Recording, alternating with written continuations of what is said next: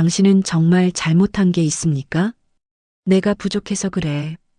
요즘 제가 만나는 60대, 70대 어르신들이 가장 많이 하시는 말입니다. 이 말을 들을 때마다 제 가슴이 먹먹해지는 이유를 아십니까? 그 말 속에는 평생을 짊어진 책임감과 그럼에도 부족하다고 느끼는 자책이 함께 담겨 있기 때문입니다. 한 분은 이렇게 말씀하셨어요. 스마트폰 하나 제대로 못 쓰니까 자식들한테 미안하다고요. 또 다른 분은 젊었을 때 더 공부할 걸 그랬다. 그러면 지금 이렇게 뒤처지지는 않았을 텐데 하시더군요.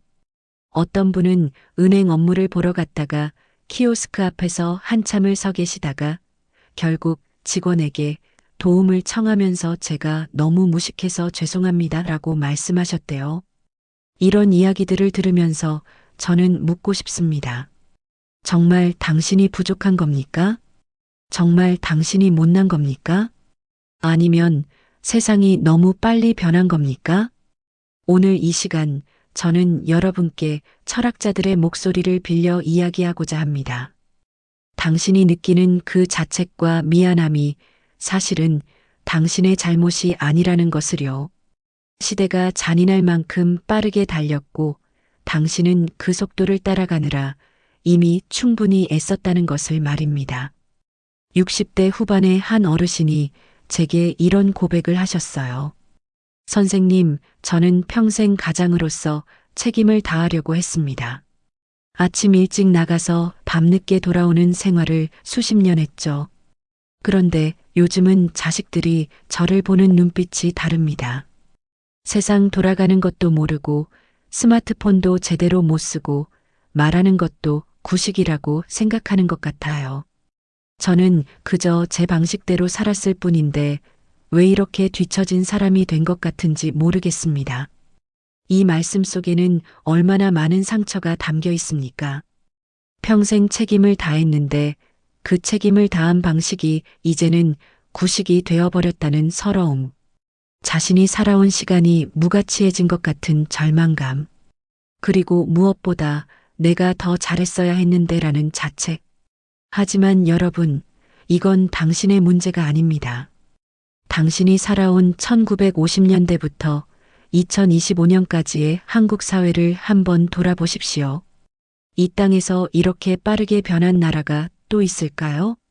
1960년대 당신이 청년이었을 때는 소나 밭을 갈았습니다. 종이에 편지를 써서 우표를 붙여 보냈죠. 전화기는 집에 하나 있으면 동네 부자였습니다. 그런데 지금은 어떻습니까? 손바닥만 한 기계 하나로 돈을 보내고 얼굴을 보며 통화하고 전 세계 뉴스를 실시간으로 봅니다. 1970년대 당신이 가족을 꾸릴 때는 부모님을 모시고 사는 게 당연했습니다. 자식은 부모의 노후를 책임지는 게 효도였죠. 그런데 지금은 자식들이 독립적으로 사세요라고 말합니다. 같이 살자고 하면 오히려 눈치를 봅니다. 가치관이 완전히 뒤집혔어요. 1980년대, 1990년대에 당신은 한 직장에 평생을 바쳤습니다. 성실하게 일하면 정년까지 다닐 수 있다고 믿었죠. 그런데 IMF가 왔고 구조조정이 왔고 명예퇴직이 왔습니다. 당신의 성실함은 아무 소용이 없었어요. 2000년대 들어서는 컴퓨터가 일상이 됐습니다. 인터넷 뱅킹, 이메일, 스마트폰 앱. 당신이 배우려고 할 때마다 더 새로운 기술이 나왔어요. 배움의 속도보다 변화의 속도가 훨씬 빨랐죠. 이게 당신 잘못입니까? 당신이 게을러서입니까? 당신이 무능해서입니까? 아닙니다. 이건 시대가 너무 빨리 달린 겁니다. 인간이 적응할 수 있는 속도를 훨씬 넘어서서 세상이 변해버린 거예요. 오늘 저는 네 분의 철학자를 모셔왔습니다. 그들의 지혜를 빌려 여러분께 말씀드리고 싶습니다. 당신의 고통은 당신의 잘못이 아니라는 것을, 당신이 느끼는 자책은 내려놓아도 된다는 것을, 그리고 당신은 이미 충분히 잘 살아왔다는 것을요. 당신이 겪은 변화의 속도를 아십니까? 에리 프롬이라는 철학자가 있습니다. 이분은 20세기 독일에서 태어나 미국으로 건너간 사회심리학자이자 철학자였죠. 프롬은 평생 한 가지 질문에 천착했습니다. 왜 현대인은 이렇게 불행한가? 그가 내린 결론은 이것이었어요. 인간은 기계의 속도를 따라갈 수 없다. 프롬은 산업혁명 이후의 세상을 관찰하면서 중요한 사실을 발견했습니다. 기계가 발전하는 속도와 인간이 적응하는 속도 사이에는 엄청난 간극이 있다는 것을요. 공장은 하루가 다르게 빨라지는데 인간의 몸과 마음은 그 속도를 따라가지 못합니다. 결국 사람들은 자신이 부족하다고 느끼게 되죠. 프롬은 이렇게 말했습니다. 현대 사회는 인간을 사랑하는 존재에서 생산하는 기계로 바꾸려 한다. 그리고 그 과정에서 인간은 자기 자신을 잃어버린다. 여러분, 이 말이 지금 우리 이야기 아닙니까? 당신이 청년이었을 때 세상은 사람의 속도로 움직였습니다. 농사를 지으면 봄에 씨를 뿌리고 가을에 수확했죠. 기다림이 있었고 계절이 있었고 자연의 리듬이 있었습니다. 편지를 보내면 며칠 뒤에 답장이 왔어요. 그 기다림 속에서 우리는 생각할 시간이 있었습니다. 그런데 지금은 어떻습니까? 카카오톡 메시지를 보내면 몇 초 안에 답이 와야 합니다. 답이 늦으면 불안해지죠. 인터넷 검색을 하면 0.5초 만에 결과가 나옵니다. 은행 업무는 창구에서 기다리는 게 아니라 스마트폰으로 즉시 처리해야 해요. 세상은 즉시를 요구합니다. 그런데 인간의 몸과 마음은 즉시 반응하도록 만들어지지 않았어요. 한 분이 이런 이야기를 해주셨습니다. 선생님, 저는 요즘 병원 예약도 앱으로 해야 한대요. 그래서 딸한테 부탁했죠. 그런데 딸이 그러더군요. 엄마는 왜 이런 것도 못해? 그 말을 듣는 순간 정말 부끄러웠습니다. 제가 너무 무능한 사람 같았어요. 여러분, 이건 무능의 문제가 아닙니다. 이건 시대 변화의 속도 문제입니다. 당신이 40년 동안 배우고 익힌 세상의 방식이 단 10년 만에 완전히 바뀌어 버렸어요. 종이 문서로 하던 모든 일이 온라인이 됐습니다. 대면으로 하던 거래가 비대면이 됐죠. 현금으로 주고받던 돈이 숫자로만 오가게 됐어요. 이게 당신의 잘못입니까? 당신이 배우지 않아서입니까? 아닙니다. 당신은 배우려고 했습니다. 하지만 배우는 속도보다 변하는 속도가 더 빨랐을 뿐이에요. 프롬은 이런 말도 했습니다. 현대인의 가장 큰 문제는 소외다. 자기 자신으로부터의 소외, 타인으로부터의 소외, 그리고 자신의 노동으로부터의 소외. 무슨 뜻일까요? 당신이 평생 쌓아온 기술과 경험이 하루아침에 쓸모없어지면 당신은 자신의 정체성을 잃어버립니다. 당신이 누구인지 모르게 되는 거죠. 40년 동안 한 분야에서 일했는데 그 일이 사라지거나 방식이 완전히 바뀌면 어떻습니까? 당신의 자존감이 무너집니다. 나는 누구인가? 나는 뭘 할 수 있는 사람인가? 이런 질문 앞에서 답을 찾을 수가 없어요. 한 70대 어르신이 말씀하시더군요. 저는 평생 몫으로 살았습니다. 손으로 나무를 다듬고 대패질하고 집을 짓는 게 제 일이었죠. 그런데 요즘은 다 공장에서 만들어진 자재로 조립만 합니다. 제 기술은 이제 아무도 필요로 하지 않아요. 그럼 저는 뭡니까? 저는 이제 무용한 사람입니까? 이 질문 앞에서 우리는 무슨 말을 해야 할까요? 당신이 부족해서 그렇다고 말할 겁니까? 아닙니다. 우리는 이렇게 말해야 합니다. 시대가 변했을 뿐입니다. 당신의 가치가 사라진 게 아니라 세상이 그 가치를 알아보는 방식이 바뀐 겁니다. 쇼펜하우어 고통은 실패가 아니라 삶의 본질이다. 아르투어 쇼펜하우어라는 철학자를 아십니까? 19세기 독일의 철학자로 평생 인간의 고통에 대해 연구한 분이죠. 어떤 사람들은 쇼펜하우어를 염세주의자라고 부릅니다. 세상을 부정적으로만 본다고 하죠. 하지만 저는 다르게 생각합니다. 쇼펜하우어는 세상을 있는 그대로 본 사람입니다. 그는 인간의 고통을 외면하지 않았어요. 오히려 정면으로 마주하고 말했죠. 고통은 삶의 본질이다. 쇼펜하우어는 이렇게 말했습니다. 인생은 고통과 권태 사이를 왔다 갔다 하는 진자운동이다. 우리는 무언가를 원할 때 고통받고 그것을 얻으면 권태로워진다. 처음 들으면 참 우울한 말 같죠? 하지만 자세히 생각해 보면 이건 위로의 말입니다. 왜냐하면 쇼펜하우어는 이렇게 말하고 있기 때문입니다. 당신이 고통받는 건 당신이 잘못해서가 아니다. 고통은 삶 자체의 구조다. 여러분, 이 말의 무게를 느끼십니까? 당신이 고통받는 건 당신이 부족해서가 아닙니다. 당신이 실패해서도 아니고 당신이 뭔가 잘못해서도 아니에요. 고통은 살아있는 모든 인간이 겪는 보편적 경험입니다. 60대 한 분이 이런 고백을 하셨어요. 저는 자식들을 대학까지 다 보냈습니다. 빚을 내서라도 교육만큼은 시켜야 한다고 생각했죠. 그런데 막상 자식들이 다 크고 나니까 그들은 저와 떨어져 살고 싶어 합니다. 명절에도 오기 싫어하고요. 저는 평생 희생했는데 왜 이런 외로움을 느껴야 합니까? 제가 뭘 잘못한 걸까요? 이분은 자신을 탓하고 계십니다. 내가 자식들에게 더 잘해줬어야 했나? 내가 너무 간섭했나? 내가 뭘 잘못했길래 자식들이 나를 멀리할까? 하지만 쇼펜하우어의 시각으로 보면 이건 다릅니다. 이건 당신의 잘못이 아닙니다. 이건 삶의 구조 자체가 가진 고통이에요. 부모는 자식을 위해 희생하지만 자식은 결국 떠나갑니다. 이게 자연의 섭리고 삶의 본질이죠. 당신이 아무리 잘해도 자식은 자기 인생을 살아야 합니다.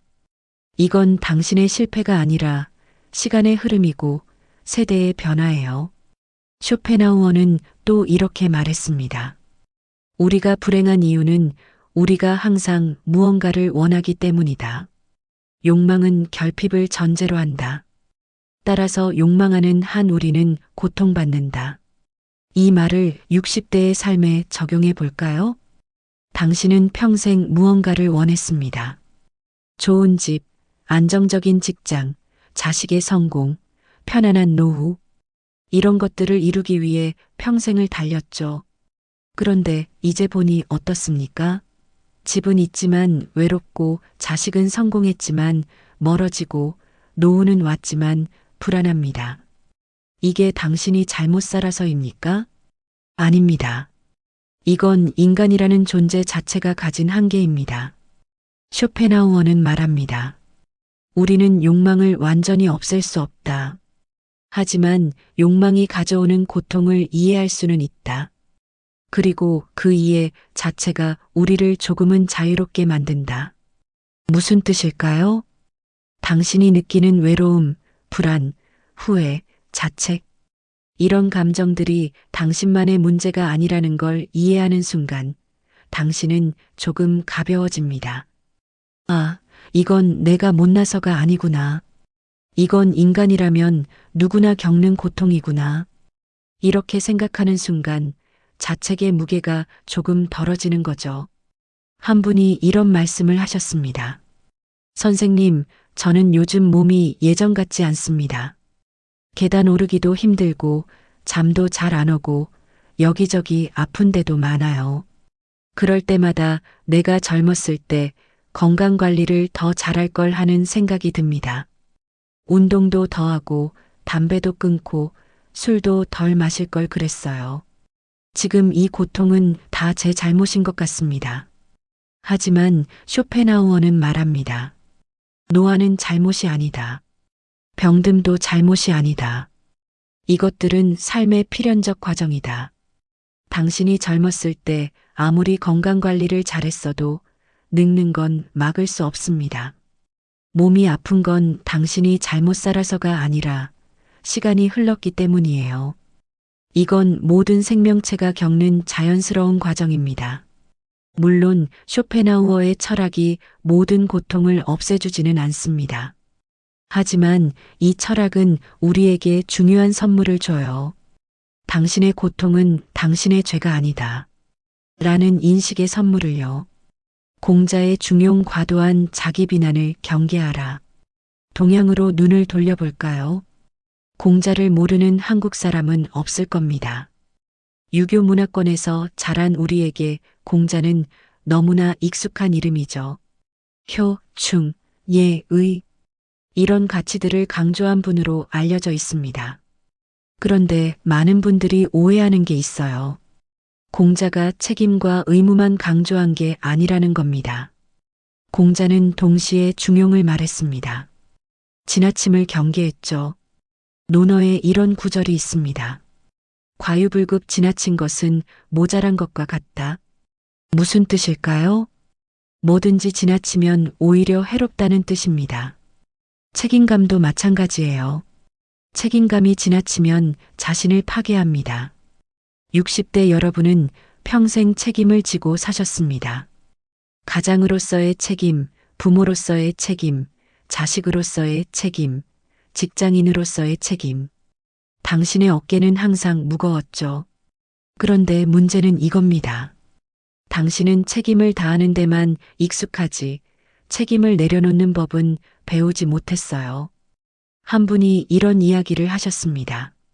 저는 평생 가족을 먹여 살려야 한다는 책임감으로 살았습니다. 힘들어도 참았고 아파도 병원에 안 갔어요. 가족한테 짐이 되고 싶지 않았거든요. 그런데 요즘은 자식들이 저를 걱정합니다. 아버지, 왜 그렇게 자기 자신을 학대하세요? 라고 하더군요. 저는 그게 책임이라고 생각했는데 자식들은 그걸 학대라고 하니까 혼란스럽습니다. 여러분, 이게 바로 과유불급입니다. 책임감은 중요하지만 지나친 책임감은 자기 파괴로 이어집니다. 자신을 돌보지 않는 것, 자신을 끊임없이 채찍질하는 것, 자신에게 쉼을 주지 않는 것. 이건 책임이 아니라 자기 학대예요. 공자는 또 이렇게 말했습니다. 인자요산 지자요수 어진 사람은 산을 좋아하고 지혜로운 사람은 물을 좋아한다. 이 말의 깊은 뜻은 이겁니다. 산처럼 묵직하게 자리를 지키는 것도 중요하지만 물처럼 흘러가는 것도 중요하다는 거예요. 당신은 평생 산처럼 살았습니다.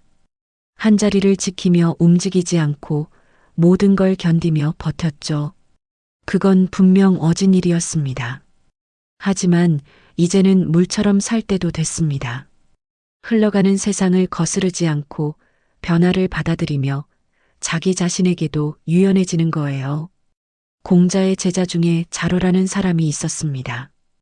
이 사람은 너무 정직하고 강직해서 문제였어요.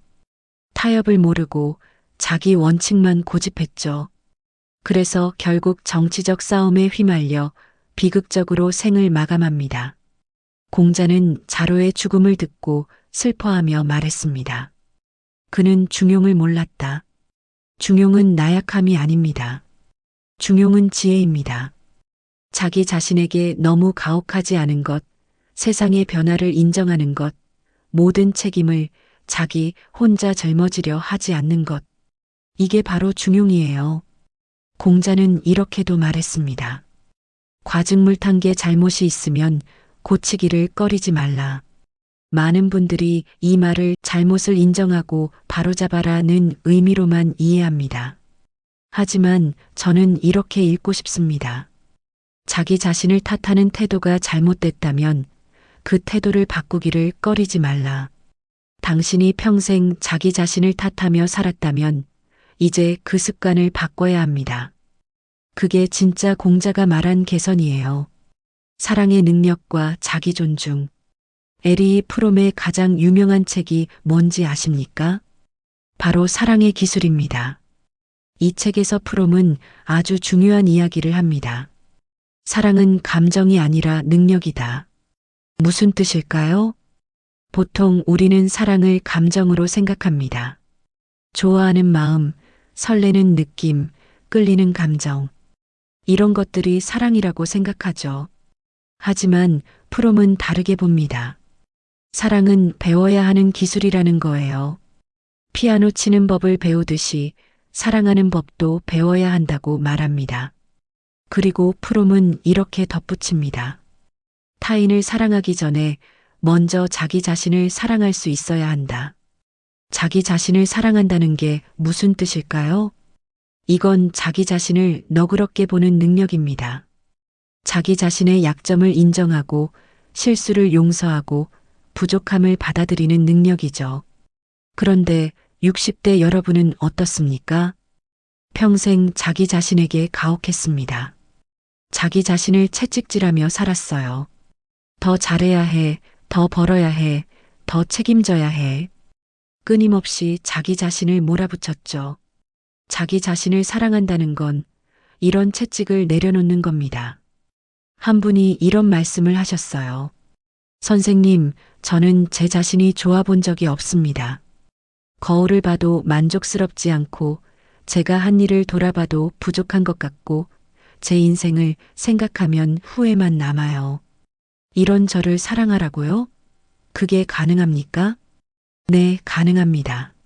아니, 가능한 게 아니라 반드시 필요합니다. 프롬은 이렇게 말했습니다. 자기 자신을 사랑하지 못하는 사람은 타인도 제대로 사랑할 수 없다. 왜냐하면 그는 사랑이 무엇인지 모르기 때문이다. 생각해 보십시오. 당신이 자기 자신에게 하는 말들을요. 나는 부족해, 나는 못났어, 나는 쓸모없어. 이런 말들을 당신이 사랑하는 사람에게 할 수 있습니까? 자식에게 너는 부족해라고 매일 말하겠어요? 손자에게 너는 쓸모없어라고 말하겠습니까? 절대 그럴 수 없죠. 그런데 왜 자기 자신에게는 그런 말을 합니까? 프롬은 말합니다.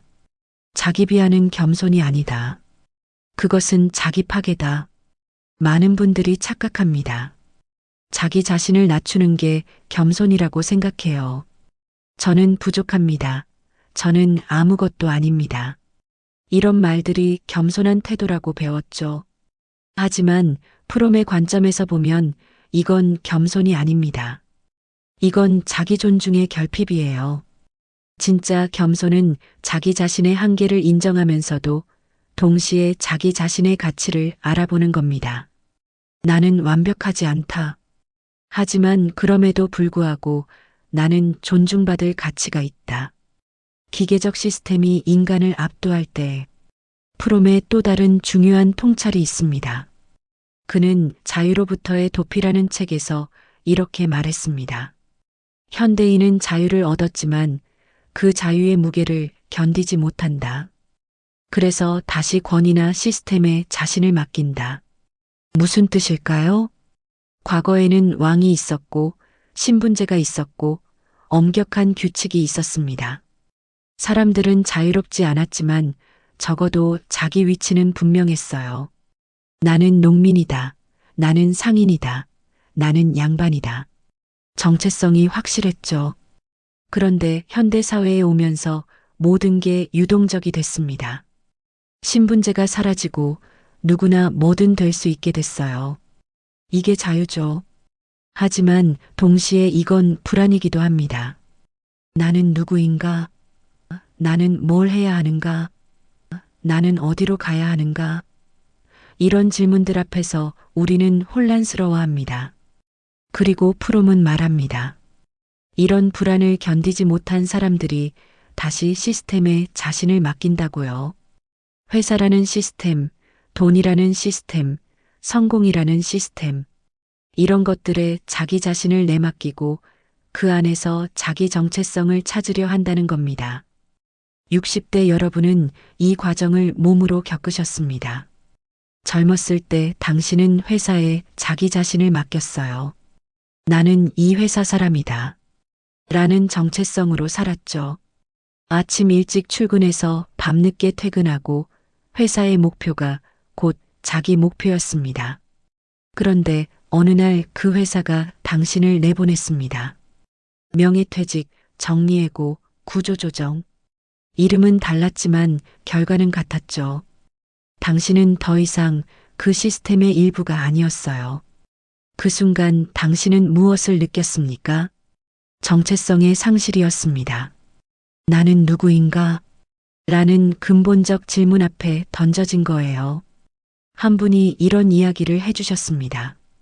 저는 한 회사에서 35년을 일했습니다. 그 회사가 곧 제 인생이었죠. 명함에 적힌 회사 이름이 곧 제 이름이었어요. 그런데 58살에 명예퇴직을 했습니다. 그날 이후로 제가 누구인지 모르겠더군요. 회사 사람들과 만날 때는 제가 누군지 알았는데 퇴직하고 나니까 제가 누군지 모르겠어요. 빈 껍데기 같았습니다. 프롬은 바로 이것을 경고했습니다. 우리가 시스템에 자기 자신을 완전히 맡기면 그 시스템이 우리를 버린 때 우리는 자기 자신을 잃어버린다고요. 그렇다면 어떻게 해야 할까요? 프롬의 답은 명확합니다. 자기 자신으로 돌아와야 한다. 회사가 당신의 정체성이 아닙니다. 직함이 당신의 가치가 아니에요. 연봉이 당신의 존재 이유가 아니죠. 당신은 그냥 당신입니다.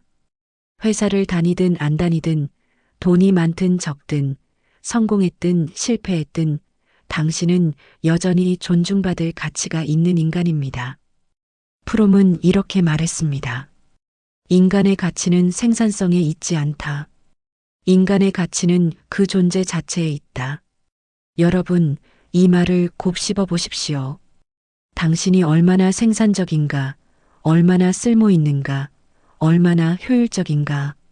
이런 것들이 당신의 가치를 결정하지 않습니다. 당신이 존재한다는 사실 자체가 이미 가치입니다.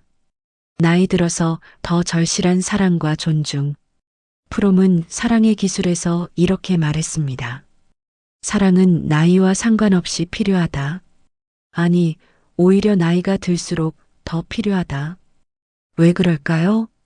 젊었을 때는 할 일이 많습니다.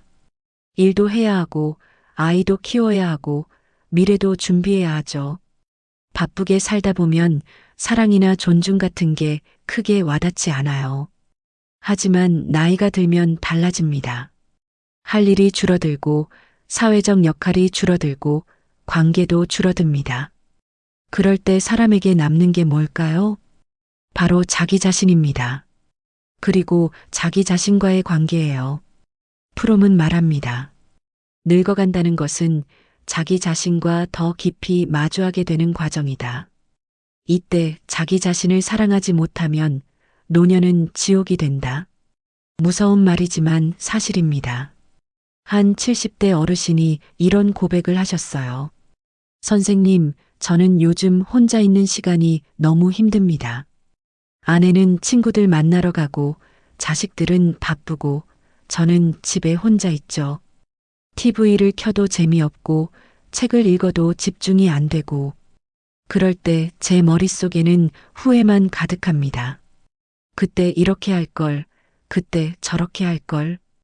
제 자신이 너무 한심해 보여서 견딜 수가 없습니다. 이게 바로 프롬이 말한 지옥입니다. 자기 자신을 사랑하지 못하면 자기 자신과 함께 있는 시간이 고문이 돼요.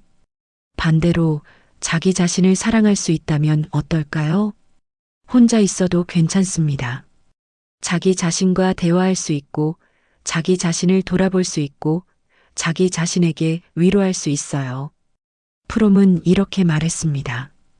자기 자신을 사랑하는 사람은 고독을 두려워하지 않는다. 왜냐하면 그는 자기 자신이라는 좋은 친구를 가지고 있기 때문이다. 여러분, 자기 자신을 좋은 친구로 만드십시오. 매일 아침 거울을 볼 때 자기 자신에게 말하세요. 오늘도 수고했어. 잘하고 있어. 실수를 했을 때 자기 자신을 용서하세요. 괜찮아. 인간이니까 실수할 수 있어. 힘들 때 자기 자신을 위로하세요. 많이 힘들었지?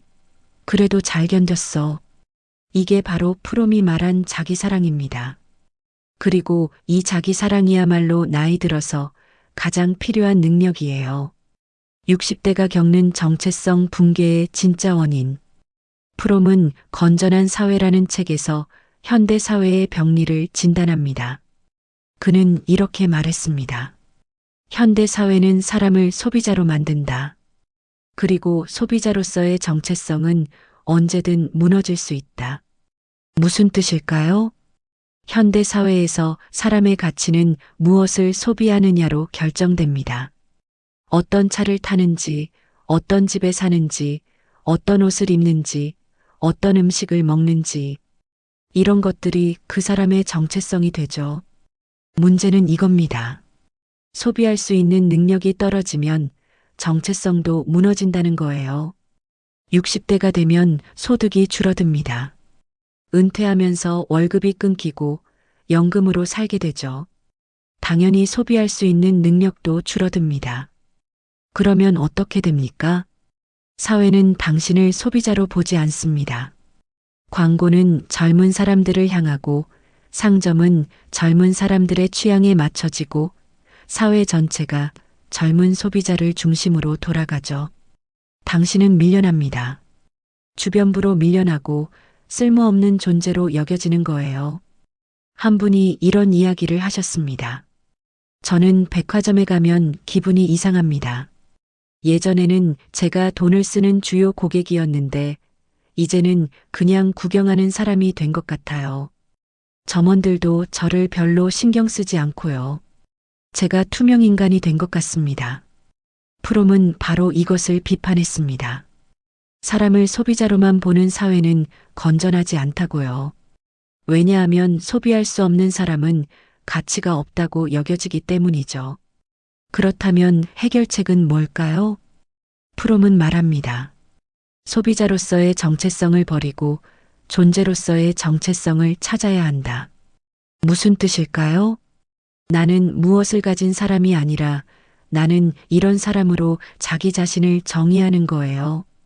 돈이 있든 없든, 집이 크든 작든, 차가 좋든 나쁘든, 이런 것들과 상관없이 나는 이런 가치를 가진 사람이다.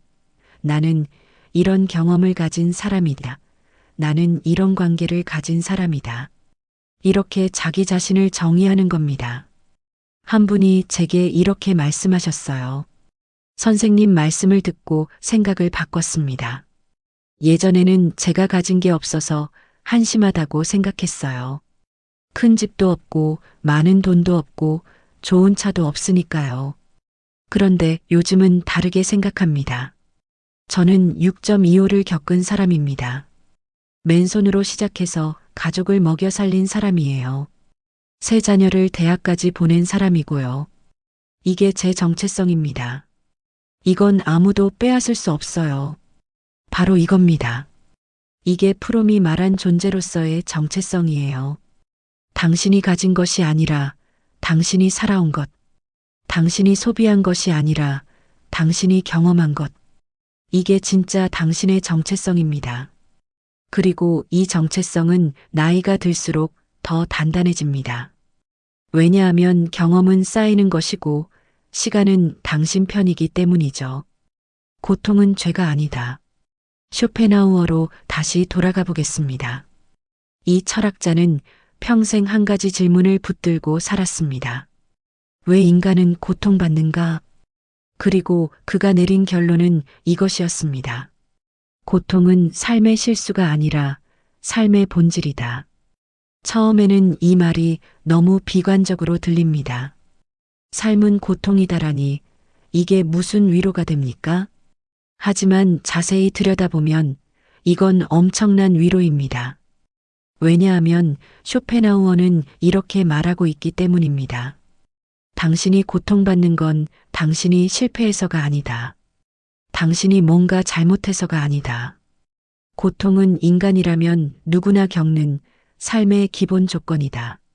생각해 보십시오. 당신이 아플 때 왜 나만 아플까? 라고 생각하면 더 괴롭습니다. 하지만 인간은 누구나 아프다라고 생각하면 조금 견딜만해져요. 당신이 외로울 때 왜 나만 외로울까? 라고 생각하면 절망스럽습니다. 하지만 인간은 본질적으로 고독한 존재다 라고 생각하면 그 외로움이 조금 덜 무섭습니다. 쇼펜하우어는 이렇게 말했습니다. 우리는 욕망하는 존재다. 그리고 욕망은 항상 결핍을 전제로 한다. 따라서 우리는 본질적으로 불만족스러운 존재다. 이 말을 풀어보겠습니다. 당신이 배고플 때 음식을 원합니다. 그런데 배고픔 자체가 이미 고통이죠. 음식을 먹으면 잠시 만족하지만 몇 시간 지나면 또 배가 고파집니다. 그러면 또 고통이에요. 당신이 돈이 필요할 때 돈을 원합니다. 돈이 없다는 사실이 고통이죠. 돈을 벌면 잠시 안심하지만 곧 더 많은 돈이 필요해집니다. 그러면 또 고통이에요. 이게 인간 존재의 구조입니다. 우리는 끊임없이 무언가를 원하고 그것을 얻으면 잠시 만족하지만 곧 다시 무언가를 원하게 됩니다. 이 순환은 죽을 때까지 멈추지 않아요. 쇼펜하우어는 이것을 의지의 맹목적 충동이라고 불렀습니다. 우리 안에는 끊임없이 무언가를 원하게 만드는 힘이 있는데 이 힘은 맹목적이에요. 목적도 없고 끝도 없습니다. 그냥 계속 원하게 만들죠. 그렇다면 이건 절망적인 이야기일까요? 아닙니다. 이건 해방의 이야기입니다. 왜냐하면 쇼펜하우어는 이렇게 말하고 있기 때문입니다. 당신이 만족하지 못하는 건 당신의 잘못이 아니다. 그건 인간이라는 존재 자체의 구조적 문제다. 60대가 겪는 구체적 고통들. 이제 쇼펜하우어의 철학을 60대의 구체적 고통에 적용해 보겠습니다. 첫 번째 고통 고독. 많은 60대 분들이 고독을 호소합니다. 자식들은 멀리 살고 친구들은 하나둘 세상을 떠나고 배우자마저 먼저 가는 경우도 있죠. 혼자 남겨진 느낌이 듭니다. 이럴 때 많은 분들이 자기 자신을 탓합니다. 내가 사람을 잘못 대했나? 내가 매력이 없나? 내가 뭘 잘못했길래 이렇게 외로울까? 하지만 쇼펜하우어는 말합니다. 고독은 인간 존재의 근본 조건이다. 우리는 태어날 때도 혼자 태어나고 죽을 때도 혼자 죽는다. 그 사이에 잠깐 타인과 함께 있을 뿐이다. 무슨 뜻일까요? 고독은 당신이 뭔가 잘못해서 생긴 게 아니라는 겁니다. 고독은 인간이라면 누구나 마주해야 하는 실존적 조건이에요. 젊었을 때는 바쁘게 살다 보니 이 고독을 못 느낍니다. 하지만 나이가 들면서 할 일이 줄어들고 사람들이 떠나가면서 우리는 처음으로 이 근본적 고독과 마주하게 되는 거예요. 이건 당신의 실패가 아닙니다. 이건 인간이라는 존재가 마주해야 하는 진실입니다. 두 번째 고통 건강의 쇠퇴. 60대가 되면 몸이 예전 같지 않습니다. 계단 오르기 힘들고 작은 글씨 읽기 어렵고 밤에 잠도 잘 안 오죠. 여기저기 아픈 데도 생깁니다. 이럴 때 많은 분들이 자기 자신을 탓합니다. 젊었을 때 운동을 더 할 걸, 담배를 안 피울 걸, 술을 덜 마실 걸. 하지만 쇼펜하우어는 말합니다. 노화는 모든 생명체의 필연적 과정이다. 당신이 아무리 잘 관리해도 시간은 당신의 몸을 늙게 만든다. 이게 냉정한 진실입니다. 물론 건강 관리를 잘하면 조금 더 건강하게 늙을 수는 있어요. 하지만 늙는 것 자체를 막을 수는 없습니다. 이건 자연의 법칙이에요. 쇼펜하우어는 이렇게도 말했습니다. 청춘은 오류의 시기이고 노년은 후회의 시기다. 하지만 둘 다 삶의 일부일 뿐이다. 젊었을 때는 몸을 혹사해도 괜찮았습니다. 빨리 회복됐으니까요. 그게 청춘의 오류예요. 몸이 괜찮으니까 한계를 모르고 사는 거죠. 나이가 들면 그때의 무리가 후회로 남습니다. 그때 좀 쉴 걸, 그때 좀 천천히 살 걸. 이게 노년의 후회예요. 하지만 쇼펜하우어는 말합니다. 둘 다 당연한 거라고요. 젊을 때 오류를 범하지 않는 청춘은 없고 나이 들어서 후회하지 않는 노년도 없다고요. 그러니 후회에 너무 매몰되지 마십시오. 그건 인간의 보편적 경험입니다. 세 번째 고통 경제적 불안. 60대의 많은 분들이 돈 걱정을 합니다. 연금만으로는 부족하고 저축은 바닥나고 앞으로 얼마나 더 살지 모르니 불안하죠. 내가 젊었을 때 더 모을 걸, 내가 재테크를 더 잘할 걸, 내가 사업을 더 잘할 걸. 이런 생각들이 머리를 떠나지 않습니다. 쇼펜하우어는 돈에 대해 이렇게 말했습니다. 돈은 수단이지 목적이 아니다. 하지만 사람들은 돈 자체를 목적으로 착각한다. 그래서 아무리 돈이 많아도 불안하다. 무슨 뜻일까요? 돈은 원래 무언가를 하기 위한 도구입니다. 음식을 사고, 집을 사고, 필요한 것을 얻기 위한 수단이죠. 하지만 현대 사회에서 돈은 그 자체로 목적이 됐어요. 얼마를 가지고 있느냐가 그 사람의 가치를 결정하는 것처럼 여겨집니다. 그래서 사람들은 끊임없이 더 많은 돈을 원합니다. 10억이 있어도 20억을 원하고 20억이 있어도 50억을 원하죠. 이 욕망은 끝이 없어요. 쇼펜하우어는 말합니다. 욕망은 채워지는 것이 아니라 끝없이 확장된다. 그렇다면 어떻게 해야 할까요? 쇼펜하우어의 답은 이겁니다. 욕망을 줄여라. 필요한 것과 원하는 것을 구분하라. 당신에게 정말 필요한 돈은 얼마입니까? 생활하는 데 드는 돈, 병원비, 기본적인 여가 비용. 이것들을 계산해 보면 생각보다 많지 않을 수 있습니다. 하지만 우리가 불안한 이유는 필요가 아니라 비교 때문이에요. 저 사람은 얼마를 가졌는데 나는 이것밖에 없다. 자식에게 더 많이 물려줘야 하는데 부족하다. 이런 비교가 불안을 만듭니다. 쇼펜하우어는 말합니다. 행복은 우리가 가진 것과 우리가 원하는 것의 비율로 결정된다. 원하는 것을 줄이면 가진 것이 적어도 행복할 수 있다. 한 분이 이 말을 듣고 이렇게 말씀하셨어요. 선생님, 저는 평생 돈을 모으는데 집착했습니다.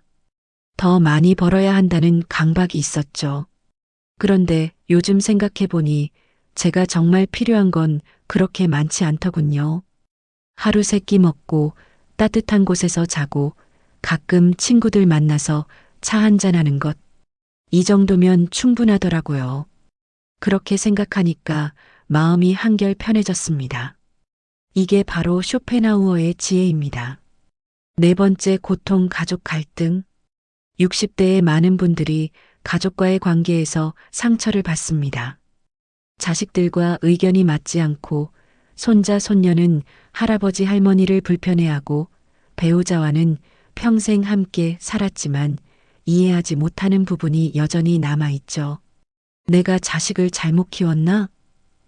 내가 배우자를 잘못 이해했나? 내가 뭘 잘못했길래 가족이 이렇게 불편할까? 쇼펜하우어는 인간관계에 대해 이렇게 말했습니다. 인간은 고슴도치와 같다. 추운 겨울날 고슴도치들은 서로 몸을 붙여 따뜻함을 나누려 한다. 하지만 너무 가까이 가면 가시에 찔린다. 그래서 다시 멀어진다. 하지만 또 추우니까 다시 다가간다. 인간관계는 이 적절한 거리를 찾는 과정이다. 이 비유가 얼마나 정확합니까? 가족이라고 해서 항상 가까울 수는 없어요. 너무 가까우면 서로 상처를 줍니다. 하지만 너무 멀면 외롭죠. 그래서 우리는 계속 거리를 조절하며 살아갑니다. 이건 당신이 잘못해서가 아닙니다. 이건 인간관계의 본질이에요. 자식과의 관계도 마찬가지입니다. 자식은 독립해야 합니다. 부모 곁을 떠나는 게 자연스러운 성장이죠. 부모는 그게 서운하지만 이건 생명의 법칙이에요. 쇼펜하우어는 말합니다. 모든 관계에는 한계가 있다. 그 한계를 인정하는 것이 지혜다. 완벽한 가족은 없습니다. 완벽한 이해도 없어요. 우리는 그저 불완전한 관계 속에서 최선을 다할 뿐입니다. 그리고 그 최선도 항상 부족합니다. 하지만 그게 인간이에요. 욕망, 기대, 실패를 바라보는 단단한 시선. 쇼펜하우어의 철학을 한마디로 요약하면 이겁니다. 기대를 낮춰라. 그러면 실망도 줄어든다. 처음 들으면 너무 소극적인 것 같죠? 그럼 아무것도 바라지 말라는 건가? 이렇게 생각할 수 있어요. 하지만 쇼펜하우어의 의도는 다릅니다. 그는 우리에게 말합니다. 현실을 있는 그대로 보라. 환상을 버려라. 우리는 평생 환상 속에서 살았습니다. 열심히 일하면 성공한다. 자식을 잘 키우면 효도받는다. 착하게 살면 좋은 일이 생긴다. 이런 믿음들이 우리를 지탱해줬죠. 하지만 현실은 어떻습니까? 열심히 일해도 실패할 수 있고, 자식을 잘 키워도 멀어질 수 있고, 착하게 살아도 나쁜 일이 생길 수 있어요.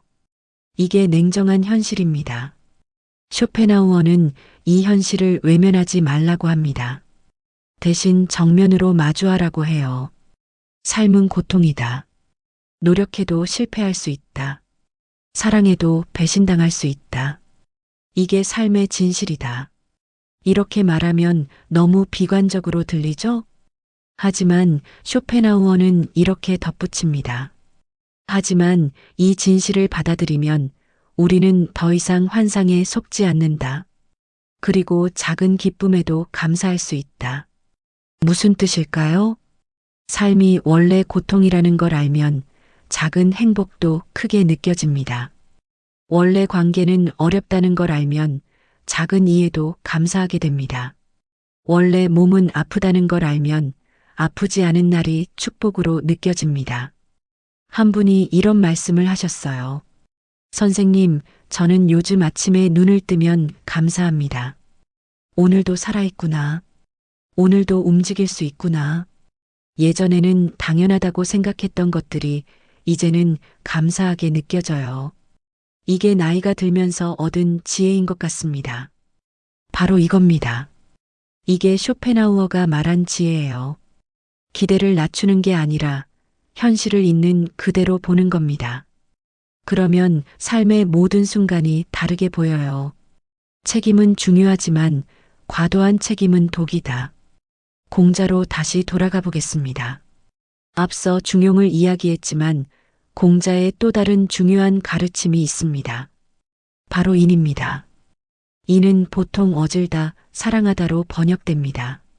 하지만 공자가 말한 인의 핵심은 조금 다릅니다. 공자는 논어에서 이렇게 말했습니다. 기소불용 물시어인. 자기가 원하지 않는 것을 남에게 베풀지 말라. 이 말을 뒤집어 보면 어떻게 될까요? 자기가 자기에게 하지 않을 것을 타인에게도 하지 말라. 그런데 60대 여러분, 당신은 자기 자신에게 어떻게 하고 있습니까?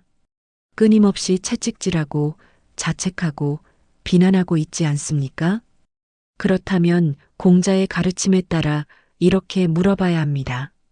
내가 타인에게도 이렇게 할 것인가? 자식에게 끊임없이 넌 부족해라고 말할 건가요? 친구에게 계속 넌 실패했어라고 말할 건가요? 절대 그러지 않을 겁니다. 그렇다면 왜 자기 자신에게는 그렇게 합니까? 공자의 이는 타인에 대한 사랑만이 아닙니다. 자기 자신에 대한 사랑도 포함합니다. 공자는 이렇게도 말했습니다.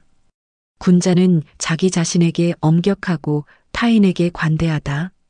많은 사람들이 이 말을 나는 엄하게, 남은 너그럽게로만 이해합니다. 하지만 이 말의 진짜 의미는 조금 다릅니다. 엄격하다는 것은 자기 자신의 행동에 책임을 진다는 뜻이지 자기 자신을 학대한다는 뜻이 아니에요. 자기 자신에게 나는 오늘 최선을 다했는가? 라고 묻는 건 엄격함입니다. 하지만 나는 왜 이렇게 부족한가? 라고 자책하는 건 학대예요. 이 둘을 구분해야 합니다. 공자의 또 다른 제자인 증자는 이렇게 말했습니다. 5일 삼성 오신 나는 하루에 3번 나 자신을 반성한다. 여기서 반성이 뭘까요? 자기 자신을 돌아보는 겁니다. 하지만 이건 자기 비난이 아니에요. 오늘 내가 한 행동이 올바른가? 이렇게 묻는 거죠. 그리고 잘못이 있으면 고치고 잘한 게 있으면 계속하는 겁니다. 하지만 60대 많은 분들의 반성은 다릅니다. 나는 왜 이렇게 못났나? 나는 왜 이것도 못하나? 나는 왜 자식들에게 짐이 되나? 이런 식의 자책이죠. 이건 공자가 말한 반성이 아닙니다. 공자는 자기 자신을 성장시키기 위해 반성하라고 했지, 자기 자신을 파괴하기 위해 자책하라고 하지 않았어요. 한 분이 이런 이야기를 하셨습니다. 저는 매일 밤 자기 전에 오늘 하루를 돌아봅니다. 그런데 항상 후회만 남아요.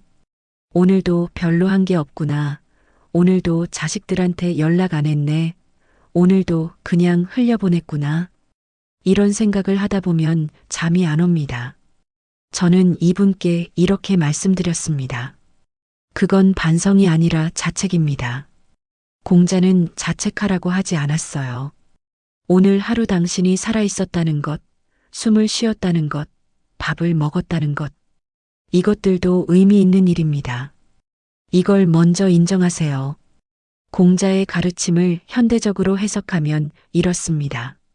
자기 자신에게도 인을 베풀어라. 자기 자신도 사랑의 대상이다. 물살이 빠르면 해엄보다 힘을 빼는 게 먼저다. 이제 장자의 이야기를 해보겠습니다. 장자는 공자와는 다른 방식으로 세상을 봤습니다. 공자가 이렇게 살아야 한다는 원칙을 제시했다면 장자는 있는 그대로 흘러가라고 말했죠. 장자의 가장 유명한 이야기 중 하나가 포정해우입니다. 포정이라는 백정이 소를 잡는 이야기인데요. 그는 칼을 한 번도 갈지 않았지만 19년 동안 같은 칼을 쓸 수 있었어요. 어떻게 그게 가능했을까요? 포정은 소의 뼈와 살 사이의 틈을 정확히 알았습니다. 그래서 힘을 주지 않고도 칼이 자연스럽게 들어갔죠. 억지로 자르지 않았어요. 자연의 이치를 따랐습니다. 장자는 이 이야기를 통해 말합니다. 억지로 하지 말라. 자연의 흐름을 따르라. 60대 여러분은 어떻게 살아오셨습니까? 평생 억지로 살았습니다. 하고 싶지 않아도 해야 했고, 힘들어도 참아야 했고, 싫어도 웃어야 했죠. 그게 책임이라고 생각했고, 그게 어른의 도리라고 배웠습니다. 하지만 장자는 말합니다. 그렇게 억지로 살면 칼날이 무뎌진다. 당신이라는 존재가 소모된다. 한 70대 어르신이 이런 말씀을 하셨어요. 저는 평생 남들 눈치를 보며 살았습니다. 부모님 눈치, 상사 눈치, 자식들 눈치. 제가 정말 하고 싶은 게 뭔지 한 번도 생각해 본 적이 없어요. 그냥 해야 하니까 했습니다. 그런데 요즘 생각해 보면 제 인생이 제 것이 아닌 것 같아요. 누구의 인생을 대신 산 것 같습니다. 이게 바로 장자가 경고한 삶입니다. 자연의 흐름을 거스르고 자기 본성을 억누르며 사는 삶이죠. 장자는 장자의 소유유 편에서 이렇게 말합니다. 큰 새는 9만 리를 날아오른다. 작은 새는 그걸 이해하지 못한다. 하지만 둘 다 자기 방식대로 날고 있다. 누가 옳고 그른 게 아니다. 무슨 뜻일까요? 세상에는 여러 가지 삶의 방식이 있습니다. 크게 사는 사람도 있고 작게 사는 사람도 있어요. 빠르게 사는 사람도 있고 느리게 사는 사람도 있죠. 중요한 건 남과 비교하는 게 아니라 자기 본성에 맞게 사는 겁니다. 당신이 다른 사람만큼 빠르지 않다고요? 그게 문제가 아닙니다. 당신은 당신의 속도로 가면 돼요. 당신이 다른 사람만큼 많이 이루지 못했다고요? 그것도 문제가 아닙니다. 당신은 당신의 방식대로 살았으면 됩니다. 장자는 또 이런 비유를 들었습니다. 물고기는 물속에서 자유롭다. 새는 하늘에서 자유롭다. 물고기에게 하늘을 날라고 하면 죽고 새에게 물속에서 살라고 하면 죽는다. 60대 여러분, 당신은 어떤 존재입니까? 당신은 아날로그 시대의 사람입니다. 종이와 펜으로 생각하고 얼굴을 보며 대화하던 사람이죠. 그런데 지금 세상은 당신에게 디지털이 되라고 합니다. 스마트폰을 쓰고 컴퓨터를 다루고 온라인으로 소통하라고 하죠. 이건 물고기에게 날라고 하는 것과 같습니다. 장자는 말합니다. 물고기는 물속에서 살면 된다. 당신은 당신 방식대로 살면 됩니다. 세상이 바뀌었다고 해서 당신까지 완전히 바뀔 필요는 없어요. 변화 앞에서 내 잘못이 아니라 세상의 속도를 진단하라. 장자의 또 다른 유명한 이야기가 혼돈의 이야기입니다. 옛날에 혼돈이라는 신이 있었습니다.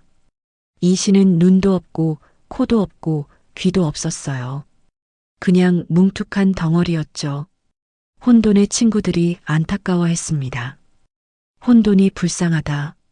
눈도 없고 코도 없으니 얼마나 불편하겠어? 그래서 매일 하나씩 구멍을 뚫어줬어요. 오늘은 눈, 내일은 코, 모레는 귀. 7째 날이 되자 혼돈은 죽었습니다. 장자는 이 이야기를 통해 무엇을 말하고 싶었을까요? 좋은 의도로 하는 일도 상대를 파괴할 수 있다. 세상은 당신을 위해서 변했다고 말합니다. 디지털이 더 편해요. 온라인이 더 빨라요. 스마트폰이 더 효율적이에요. 좋은 의도죠. 하지만 당신에게는 이게 혼돈에게 구멍을 뚫는 것과 같을 수 있습니다. 당신은 원래 그렇게 살지 않았어요. 당신에게는 당신의 방식이 있었고, 당신의 속도가 있었고, 당신의 리듬이 있었죠. 그걸 억지로 바꾸려고 하면 당신이라는 존재가 파괴될 수 있습니다. 장자는 말합니다. 무의자연. 억지로 하지 말고 자연스럽게 살아라. 이게 게으름을 뜻하는 게 아닙니다. 이건 자기 본성에 맞게 살라는 뜻이에요. 한 분이 이런 말씀을 하셨습니다. 저는 스마트폰을 배우려고 노력했습니다. 자식들이 가르쳐주고 동네 복지관에서 강좌도 들었어요. 그런데 자꾸 까먹습니다. 배워도 안 되더라고요. 그래서 포기했습니다. 그냥 필요한 것만 전화로 물어보기로 했어요. 그랬더니 마음이 편해졌습니다. 저는 이분께 말씀드렸습니다. 그게 장자의 지혜입니다. 억지로 할 필요 없어요. 세상이 빠르게 변한다고 해서 당신도 그 속도를 따라갈 의무는 없습니다. 물살이 너무 빠르면 헤엄치려고 하지 마세요. 힘을 빼고 떠내려 가세요. 그러다 보면 조용한 곳에 닿을 수 있습니다. 장자는 이렇게도 말했습니다. 지인무기. 완전한 사람은 자아가 없다. 무슨 뜻일까요? 나는 이래야 한다. 나는 저래야 한다는 집착을 버리라는 겁니다. 당신은 당신이 생각하는 모습이 아니어도 괜찮아요. 당신이 기대했던 노년이 아니어도 괜찮습니다. 지금 이 순간 이대로의 당신이면 충분해요.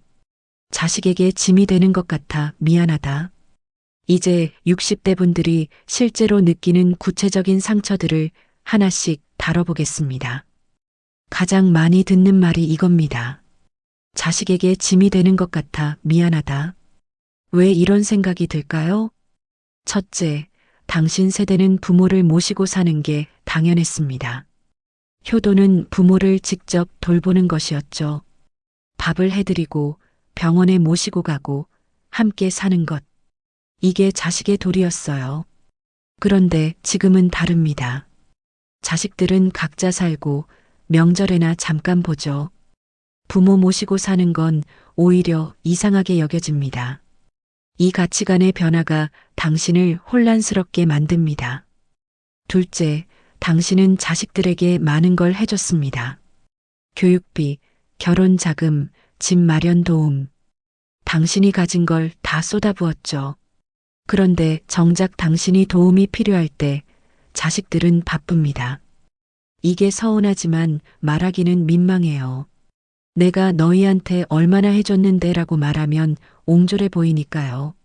셋째, 몸이 불편해지면서 실제로 도움이 필요해집니다. 병원 갈 때 누가 모셔다 줘야 하고, 무거운 것 들 때 누가 도와줘야 하고, 이럴 때마다 자식들에게 연락하기가 미안합니다. 한 분이 이런 이야기를 하셨어요. 선생님, 저는 요즘 병원에 혼자 갑니다. 아들한테 부탁하면 시간 내서 와주기는 하는데 그 표정이 마지못해 오는 것 같아요. 그 모습을 보면 차라리 혼자 가는 게 낫더라고요. 택시 타고 가서 간호사한테 부탁하면 돼요. 자식한테 미안한 것보다는 낫습니다. 이 말을 들으면 가슴이 아픕니다. 하지만 철학적으로 생각해 봅시다. 프롬은 말했습니다. 사랑은 주고받는 관계다.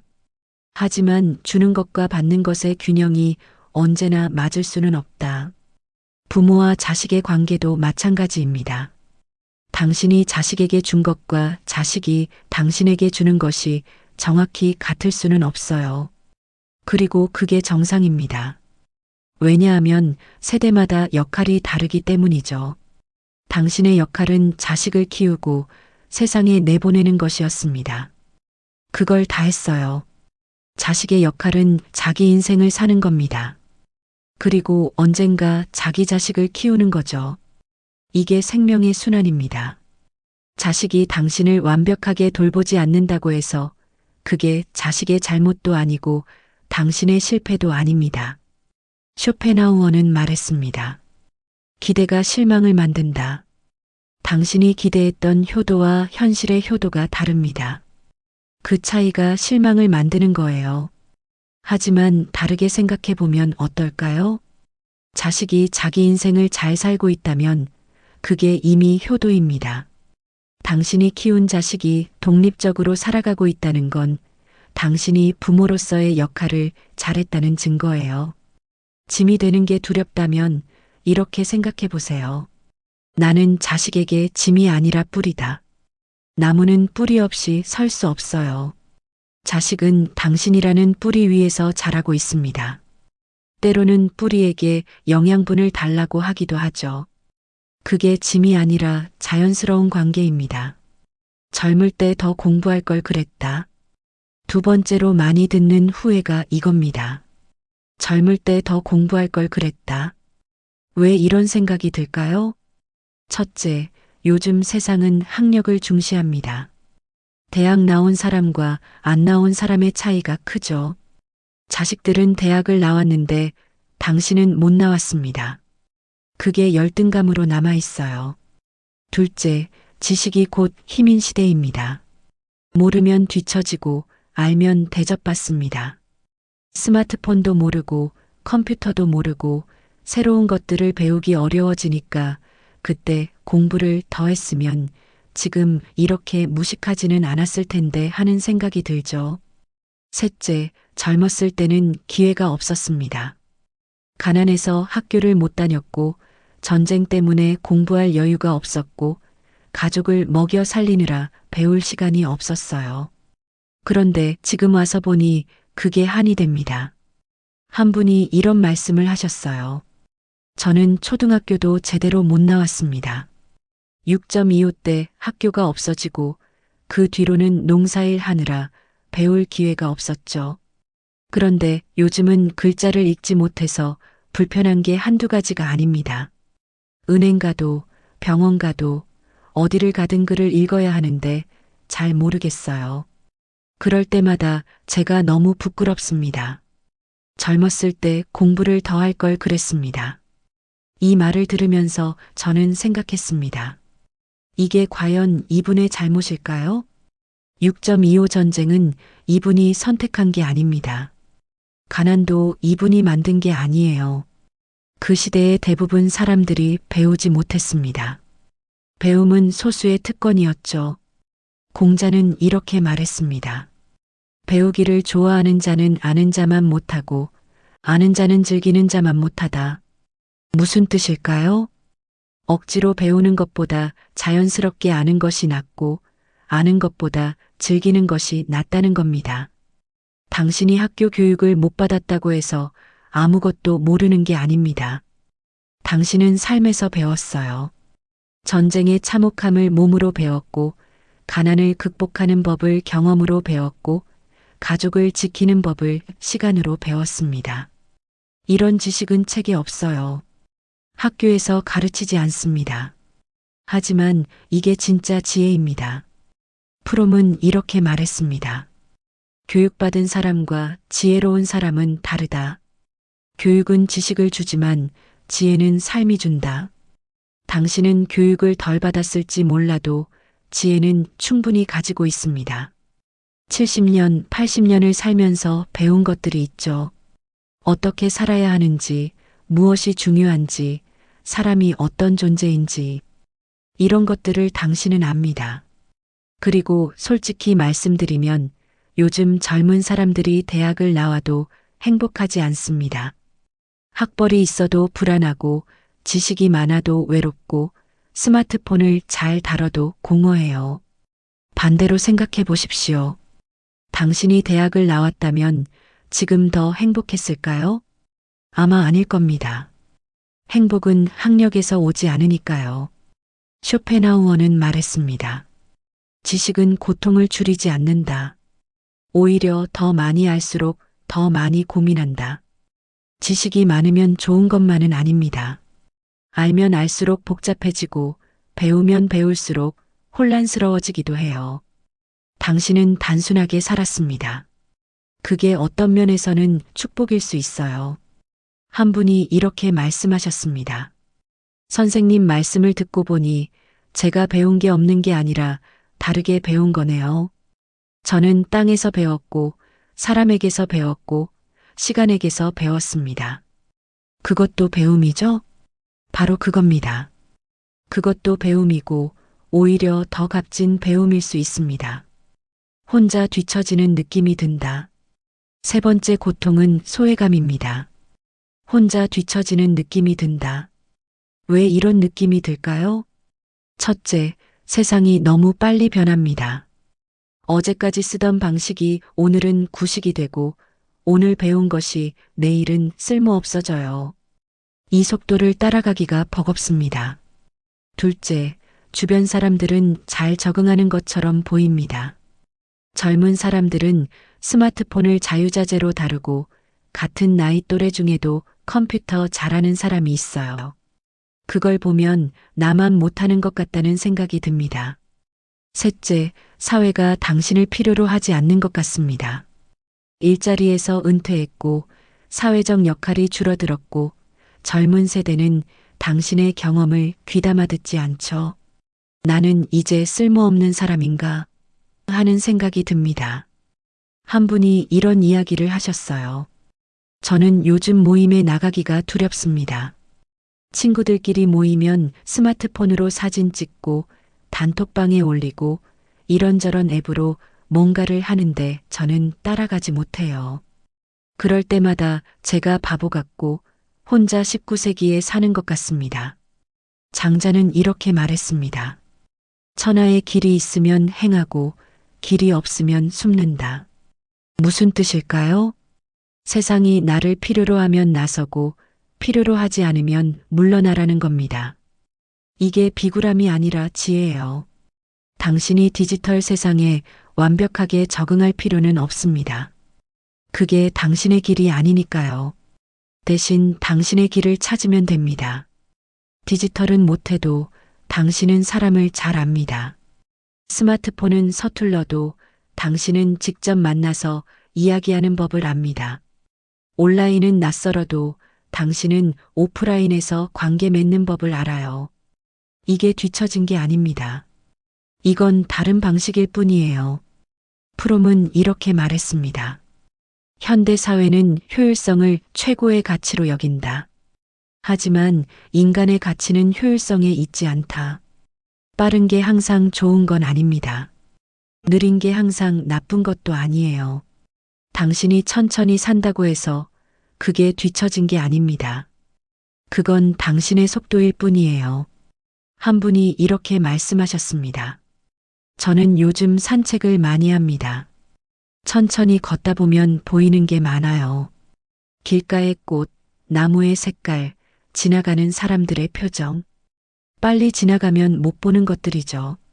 제가 느리다는 게 단점만은 아니구나 싶었습니다. 바로 이겁니다. 느림에는 느림의 가치가 있습니다. 세상이 빠르게 달린다고 해서 당신까지 빨리 달릴 필요는 없어요. 천천히 걸으세요. 그러다 보면 빨리 달리는 사람들이 놓친 것들을 발견할 수 있습니다. 몸이 예전 같지 않아서 죄송하다. 네 번째 고통은 신체적 쇠약입니다. 몸이 예전 같지 않아서 죄송하다. 이 말 속에는 얼마나 많은 자책이 담겨 있습니까? 왜 몸이 아픈 게 죄송한 일이 됐을까요? 첫째, 당신은 평생 강한 사람이었습니다. 힘든 일도 해냈고, 아파도 참았고, 약한 모습을 보이지 않았죠.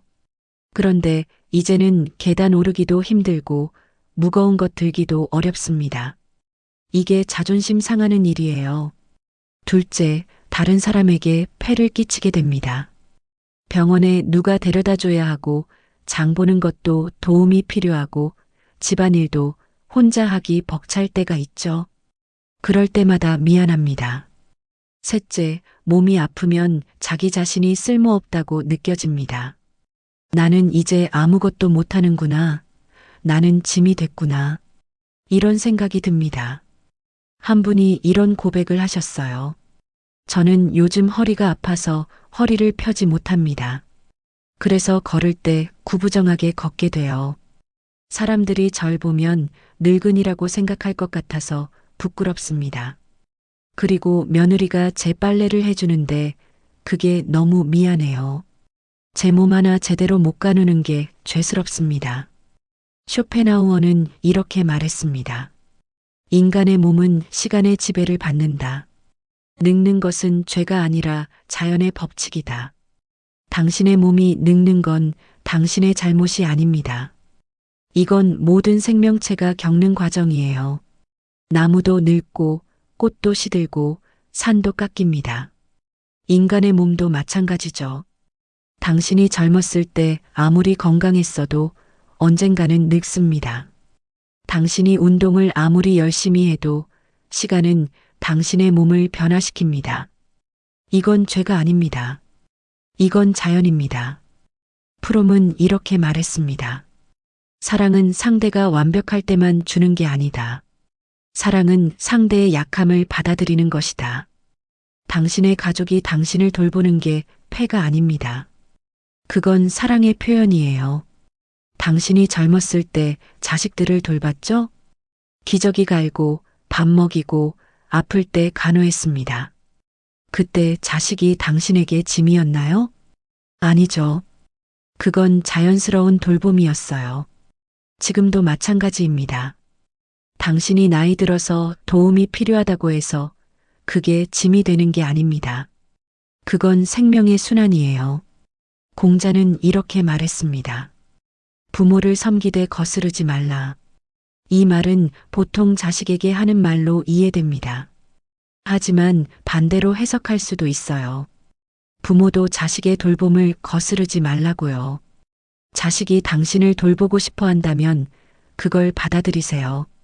미안해하지 말고 감사하게 받으세요. 그게 자식에게 효도할 기회를 주는 겁니다. 한 분이 이렇게 말씀하셨습니다. 선생님 말씀을 듣고 생각을 바꿨습니다. 예전에는 아들이 절 병원에 데려다 주면 계속 미안하다고 했어요. 그런데 요즘은 고맙다고 합니다. 내가 어머니를 돌볼 수 있어서 다행이다라고 말하더라고요. 미안해하는 것보다 감사해야 하는 게 아들한테도 더 좋은 것 같습니다. 바로 이겁니다. 미안함을 감사함으로 바꾸세요. 당신의 약함은 죄가 아닙니다. 그건 인간됨의 일부예요. 이제 여러분께 구체적인 위로의 말씀을 드리고자 합니다. 철학자들의 지혜를 바탕으로 60대 여러분의 마음에 직접 닿을 수 있는 문장들을 준비했습니다. 천천히 듣고 마음에 새겨주시기 바랍니다. 당신이 부족한 게 아니라 세상이 너무 빨리 달렸던 겁니다. 여러분이 청년이었을 때 세상은 사람의 속도로 움직였습니다. 하지만 지금 세상은 기계의 속도로 달립니다. 인간이 기계의 속도를 따라갈 수는 없어요.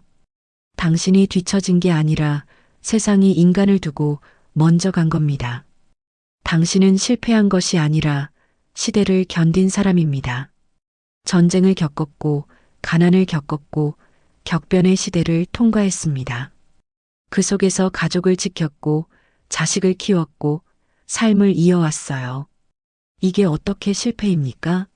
이건 위대한 생존이고 놀라운 성취입니다. 살아남은 것이 이미 훌륭한 성취입니다. 70년, 80년을 산다는 건 쉬운 일이 아닙니다. 수많은 고비가 있었고 포기하고 싶은 순간도 많았을 거예요. 그럼에도 불구하고 당신은 여기 있습니다. 숨을 쉬고 생각하고 느끼고 있어요. 이것만으로도 충분히 훌륭합니다. 당신의 느림은 결핍이 아니라 깊이입니다. 세상이 빠르게 달릴 때 당신은 천천히 걸었습니다. 그래서 당신은 빨리 달리는 사람들이 보지 못한 것들을 봤어요. 길가의 풍경, 사람의 마음, 삶의 의미. 이런 것들은 천천히 가야만 보입니다. 당신이 배운 것은 책이 아니라 삶입니다. 학교 교육을 많이 받지 못했다고 해서 배우지 못한 게 아닙니다. 당신은 삶이라는 가장 위대한 스승에게 배웠어요. 고통에서 인내를 배웠고, 가난에서 검소함을 배웠고, 관계에서 사랑을 배웠습니다. 이런 지혜는 어떤 학위보다 값집니다. 당신의 고통은 당신의 잘못이 아닙니다. 외롭다고요? 인간은 본질적으로 고독한 존재입니다. 아프다고요? 모든 생명체는 시간 앞에서 약해집니다. 불안하다고요? 욕망하는 존재는 항상 불안합니다.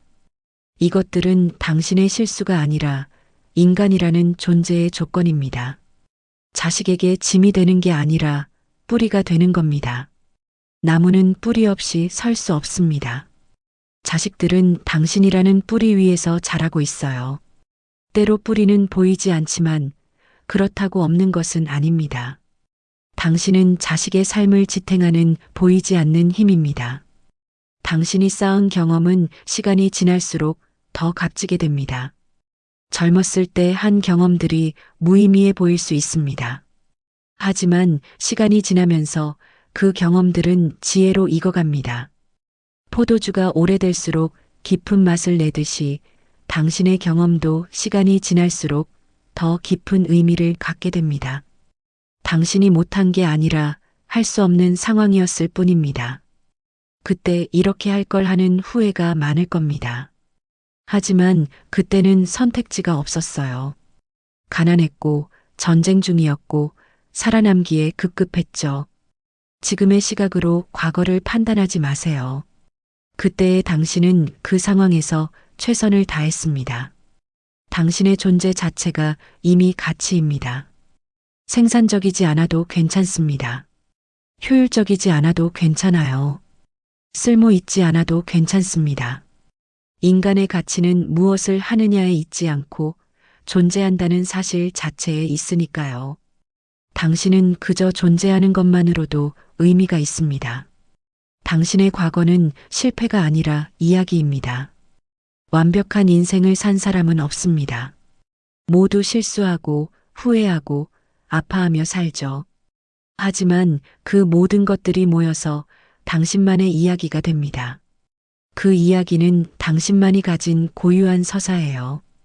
늙는다는 것은 약해지는 게 아니라 변화하는 겁니다. 몸은 약해지지만 마음은 단단해집니다. 힘은 줄어들지만 지혜는 늘어나요. 빠르지는 않지만 깊어집니다. 늙음은 상실이 아니라 또 다른 형태의 성장입니다.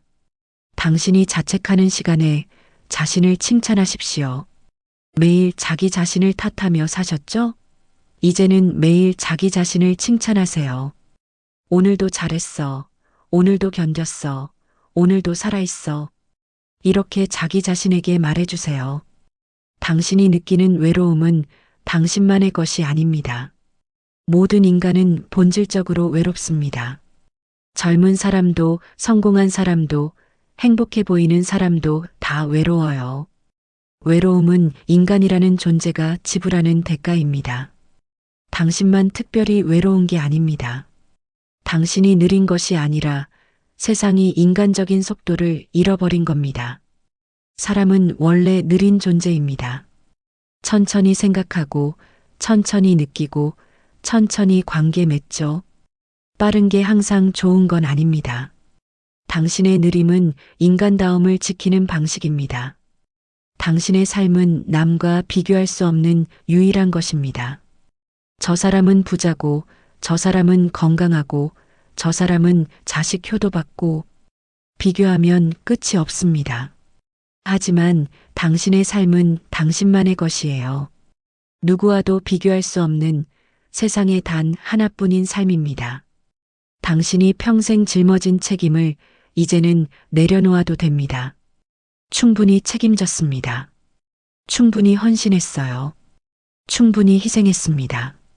이제는 당신 자신을 위해 살아도 괜찮아요. 이기적인 게 아니라 당연한 권리입니다. 당신의 과거가 완벽하지 않아도 현재는 충분히 가치 있습니다. 과거에 실수가 있었어도 괜찮습니다. 후회가 있어도 괜찮아요. 중요한 건 지금 이 순간입니다.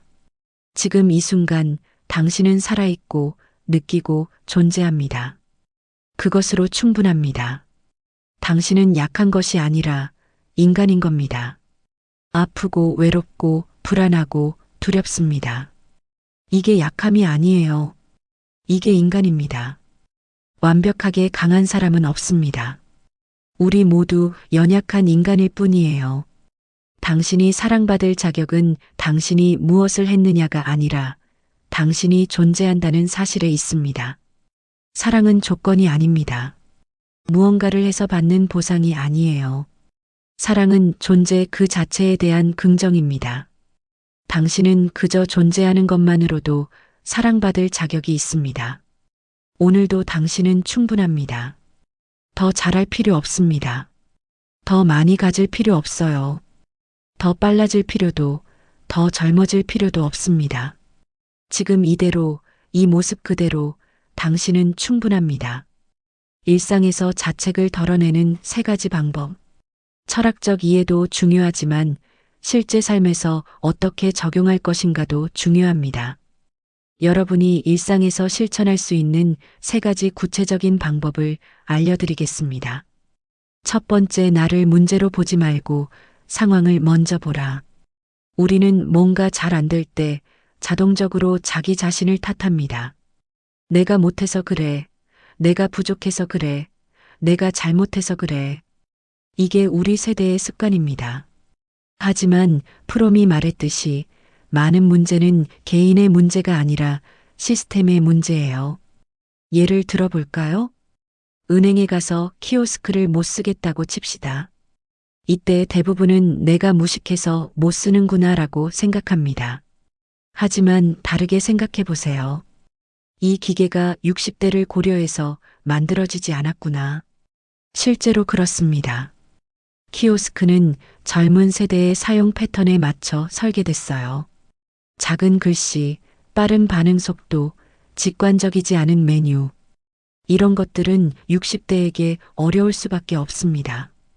이건 당신의 문제가 아니라 설계의 문제예요. 또 다른 예를 들어볼까요? 자식과 대화가 안 통한다고 합시다. 이때 내가 꼰대라서 그런가? 라고 생각하기 쉽죠. 하지만 다르게 생각해 보세요. 우리는 완전히 다른 시대를 살았구나. 가치관이 다를 수밖에 없지. 당신은 집단주의 시대를 살았고 자식은 개인주의 시대를 삽니다. 당신은 안정을 추구했고 자식은 자아실현을 추구해요. 이건 누가 옳고 그른 게 아니라 시대가 다른 겁니다. 쇼펜하우어는 말했습니다. 문제의 원인을 찾을 때 가장 가까운 곳짝이 자신부터 찾지 말고 먼 곳 상황, 환경, 시대부터 찾아라. 이게 지혜입니다. 구체적으로 어떻게 실천할까요? 실천 방법 1. 뭔가 잘 안 될 때 즉시 자기 자신을 탓하지 마세요. 2. 숨을 한번 깊게 쉬고 이렇게 물어보세요. 이게 정말 내 잘못일까?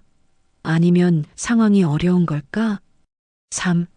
상황을 객관적으로 분석해 보세요. 이 문제는 언제 생겼지? 다른 사람들도 이런 어려움을 겪을까? 이게 시대 변화와 관련이 있을까? 4. 그러고 나서도 자기 잘못이 있다면 인정하되 과도하게 자책하지는 마세요. 한 분이 이 방법을 실천하고 이렇게 말씀하셨어요. 예전에는 스마트폰을 못 다룰 때마다 제가 바보 같다고 생각했습니다. 그런데 요즘은 다르게 생각해요. 이 앱은 참 불친절하게 만들어졌네. 이 메뉴는 왜 이렇게 복잡하지? 이렇게 생각하니까 마음이 훨씬 편합니다. 문제를 내 탓으로만 돌리지 않으니까 자존감도 덜 상해요. 바로 이겁니다. 문제를 상황으로 보는 연습을 하세요. 그러면 자책이 줄어듭니다. 두 번째, 매일 자신에게 한 문장씩 칭찬하는 습관. 프롬은 자기 사랑의 중요성을 강조했습니다. 그런데 자기 사랑을 어떻게 실천할까요? 가장 간단하고 효과적인 방법이 있습니다. 매일 자기 자신에게 한 문장씩 칭찬하는 겁니다. 그게 뭐가 어려워요? 그냥 칭찬하면 되잖아요. 하지만 실제로 해보면 어렵습니다. 우리는 평생 자기 자신을 칭찬하는 법을 배우지 못했어요. 오히려 자기 자신을 비판하고 채찍질하고 부족함을 찾는 법만 배웠죠. 그래서 연습이 필요합니다. 실천 방법. 매일 밤 잠자리에 들기 전에 이렇게 해보세요. 1. 오늘 하루를 떠올립니다. 2. 아주 작은 것이라도 좋으니 자기 자신이 잘한 일 하나를 찾습니다. 3. 그것에 대해 자기 자신에게 칭찬합니다. 나 자신아, 오늘 을을해서 잘했어. 무엇을 칭찬할까요? 거창한 것일 필요 없습니다. 오늘 아침을 챙겨 먹어서 잘했어. 오늘 산책을 나가서 잘했어. 오늘 친구에게 전화해서 잘했어. 오늘 하루를 견뎌서 잘했어. 이런 것들이면 충분합니다. 처음에는 어색할 겁니다. 이게 무슨 칭찬이야? 싶을 거예요. 하지만 계속하다 보면 변화가 생깁니다. 자기 자신을 보는 눈이 달라져요. 부족한 점보다 잘한 점이 먼저 보이기 시작합니다. 공자는 말했습니다. 매일 반성하되 자기 자신을 파괴하지 말라. 칭찬은 자기 자신을 세우는 행위입니다. 한 분이 이 방법을 3개월 실천하고 이렇게 말씀하셨어요. 처음에는 정말 어색했습니다. 내가 왜 나한테 칭찬을 하지? 싶었어요. 그런데 계속하다 보니 신기한 일이 생겼습니다. 제가 저를 덜 미워하게 됐어요. 예전에는 거울 볼 때마다 늙었네, 못생겼네 이런 생각을 했는데 요즘은 오늘도 건강하네, 이 나이에 이 정도면 괜찮네 이런 생각이 먼저 듭니다. 이게 자기 사랑의 힘입니다. 작은 칭찬이 쌓이면 자기 자신을 대하는 태도 전체가 바뀝니다. 응용 방법. 조금 더 나아가고 싶다면 이렇게 해보세요. 노트를 하나 준비합니다. 매일 밤 그 노트에 오늘의 칭찬 한 줄을 적습니다. 한 달, 2달, 석 달이 지나면 노트가 칭찬으로 가득 찹니다. 힘들 때 그 노트를 펼쳐보세요. 내가 이렇게 많은 날들을 잘 살아냈구나라는 것을 확인할 수 있습니다. 이게 자기 자신에게 주는 선물입니다. 세 번째, 세대의 속도 차이를 인정하는 순간 마음이 가벼워진다. 장자는 말했습니다. 억지로 하지 말라. 세상이 빠르다고 해서 당신까지 빨라질 필요는 없습니다. 세대마다 속도가 다릅니다. 이걸 인정하는 순간 많은 것이 편해져요. 실천 방법 1. 비교를 멈추세요. 젊은 사람과 자기 자신을 비교하지 마세요. 저 사람은 스마트폰을 저렇게 잘 쓰는데 나는 왜 이렇게 못할까? 이런 비교는 고통만 줍니다. 대신 이렇게 생각하세요. 저 사람은 스마트폰과 함께 자랐고 나는 아날로그와 함께 자랐다. 당연히 다르지. 이 자기 속도를 찾으세요. 세상이 요구하는 속도가 아니라 자기 자신이 편한 속도를 찾으세요. 스마트폰 배우는 게 너무 힘들면 배우지 않아도 됩니다. 온라인 쇼핑이 어려우면 직접 가게에 가도 됩니다. 이메일이 불편하면 전화하면 됩니다. 당신 방식대로 살아도 괜찮아요. 3. 나는 다른 세대다라고 당당하게 말하세요. 부끄러워할 필요 없습니다. 저는 디지털 세대가 아니에요. 그래서 이런 건 잘 모릅니다. 이렇게 당당하게 말하세요. 이게 거짓말도 아니고 부끄러운 일도 아닙니다. 그냥 사실이에요. 4. 도움을 청하는 걸 두려워하지 마세요. 모르는 게 있으면 물어보세요. 어려운 게 있으면 도와달라고 하세요. 이게 무능이 아니라 지혜입니다. 쇼펜하우어는 말했습니다. 자기 한계를 아는 것이 지혜의 시작이다.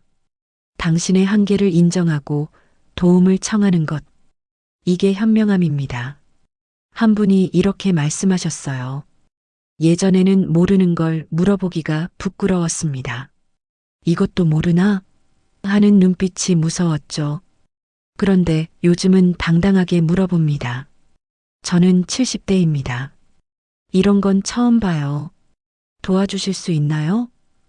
이렇게 말하니까 오히려 사람들이 친절하게 알려주더라고요. 당당함이 중요합니다. 당신은 다른 세대입니다. 다른 시대를 살았고 다른 속도로 살아왔어요. 이게 부끄러운 게 아니라 당신의 정체성입니다. 추가 실천 사항. 만약 가능하다면 같은 세대 친구들과 정기적으로 만나세요. 같은 속도로 사는 사람들과 함께 있으면 편안합니다. 나만 느린 게 아니구나. 다들 비슷하구나. 이런 걸 느끼면 위로가 됩니다. 같은 세대끼리 모여서 차 마시고 이야기 나누고 산책하세요. 그 시간 동안만큼은 누구와도 비교하지 않아도 됩니다. 모두가 비슷한 속도로 살고 있으니까요. 당신은 잘 살아왔습니다. 오늘 저는 네 분의 철학자를 모시고 여러분께 말씀드렸습니다. 에리 프롬은 말했습니다. 당신은 사랑받을 자격이 있다. 아르투어 쇼펜하우어는 말했습니다. 고통은 당신의 잘못이 아니다. 공자는 말했습니다. 중용을 지켜라. 자기 자신에게도 너그러워라. 장자는 말했습니다. 억지로 하지 말라. 흐름에 몸을 맡겨라. 이 네 분의 목소리가 하나로 모이면 이렇게 됩니다. 당신은 잘 살아왔다. 여러분, 정말로 잘 살아오셨습니다. 전쟁이 있었습니다. 폭탄이 터지고 사람들이 죽고 모든 것이 무너졌을 때 당신은 살아남았습니다. 가난이 있었습니다. 먹을 것이 없고 입을 것이 없고 내일을 기약할 수 없었을 때 당신은 버텼습니다. 변화가 있었습니다. 세상이 하루가 다르게 변하고 당신이 알던 모든 것이 낡은 것이 됐을 때 당신은 적응하려 애썼습니다. 책임이 있었습니다. 가족을 먹여 살려야 하고 부모를 모셔야 하고 자식을 키워야 했을 때 당신은 그 무게를 짊어졌습니다. 이 모든 것을 통과하며 당신은 여기까지 왔습니다. 살아 있습니다. 숨쉬고 있습니다. 생각하고 있습니다. 느끼고 있습니다. 이게 얼마나 대단한 일입니까? 많은 사람들이 중간에 포기했습니다. 많은 사람들이 길을 잃었습니다. 많은 사람들이 부서졌습니다. 하지만 당신은 여기 있습니다. 완벽하지 않아도 괜찮습니다. 부족해도 괜찮습니다. 상처가 있어도 괜찮습니다. 당신은 인간입니다. 인간은 원래 불완전합니다. 실수하고 넘어지고 후회하며 삽니다. 하지만 그럼에도 불구하고 계속 나아갑니다. 당신이 바로 그런 사람입니다. 이제 자기 자신을 탓하는 걸 멈추십시오. 내가 부족해서, 내가 못나서, 내가 잘못해서 이런 말들을 내려놓으세요. 대신 이렇게 말하십시오. 나는 최선을 다했다. 나는 주어진 상황에서 할 수 있는 걸 했다. 나는 불완전하지만 그래도 괜찮다. 나는 인간이다. 프롬이 말했듯이 당신은 사랑받을 자격이 있습니다. 쇼펜하우어가 말했듯이 당신의 고통은 죄가 아닙니다. 공자가 말했듯이 중용을 지키며 자기 자신에게도 너그러우십시오. 장자가 말했듯이 억지로 하지 마시고 당신의 흐름을 따르십시오. 오늘 밤 잠자리에 들기 전에 거울을 보십시오. 그리고 거울 속에 자기 자신에게 말하십시오. 나는 잘 살아왔다. 나는 충분히 애썼다. 나는 가치 있는 사람이다. 이 말이 처음에는 어색할 겁니다. 믿기지 않을 수도 있습니다. 하지만 계속 말하십시오. 매일 말하다 보면 어느 순간 그 말이 진실이 됩니다. 당신의 마음속 깊은 곳에서 그 말을 믿게 되는 순간이 옵니다. 그 순간 당신은 자유로워집니다.